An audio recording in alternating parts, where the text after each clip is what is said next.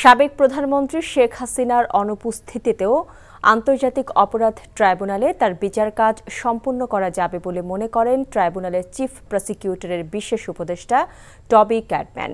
একই সাথে তিনি মনে করেন ভারত একটি গণতান্ত্রিক দেশ, তারা আইনের শাসনের প্রতি শ্রদ্ধাশীল এবং সে কারণেই শেখ হাসিনাকে বাংলাদেশ ফেরত চাইলে তারা সহযোগিতা করবে। আন্তর্জাতিক অপরাধ ট্রাইব্যুনালে প্রসিকিউশন এবং তদন্ত সংস্থার সাথে বৈঠক শেষে এসব কথা বলেন তিনি। জানান, আন্তর্জাতিক অপরাধ আইনের যে সংশোধনী হয়েছে তা আন্তর্জাতিক মানদণ্ড মেনেই করা হয়েছে, তবে আরও কয়েকটি ধারা সংশোধনের প্রয়োজন হতে পারে। সে বিষয়ে প্রস্তাবনা দেওয়া হবে। ট্রাইব্যুনালের বিচার কাজ নিয়ে যাতে কোনো প্রশ্ন না ওঠে এবং তা যেন আন্তর্জাতিক মানের হয় সে বিষয়ে তার অভিজ্ঞতা দিয়ে প্রসিকিউশনকে সার্বিক সহযোগিতা দেওয়ার প্রত্যয় ব্যক্ত করেন টবি ক্যাটম্যান।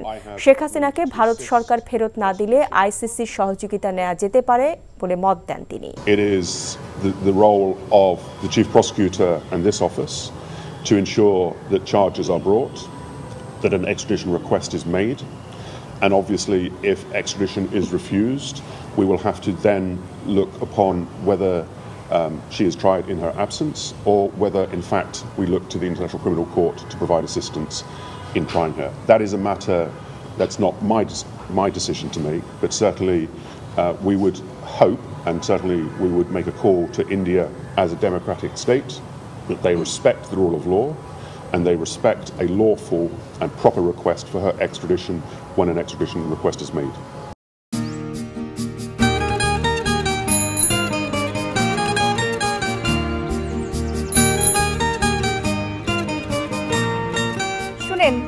পুরুষ মানুষ তো এভাবে ভয় পেলে চলে না, মুখে সাহস রাখতে হয়।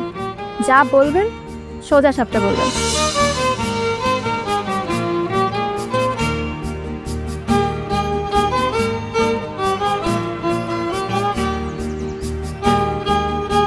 তো এই শীতে যে শীতের কাপড় ছাড়া আসছো, এটা কি ঠিক আছে?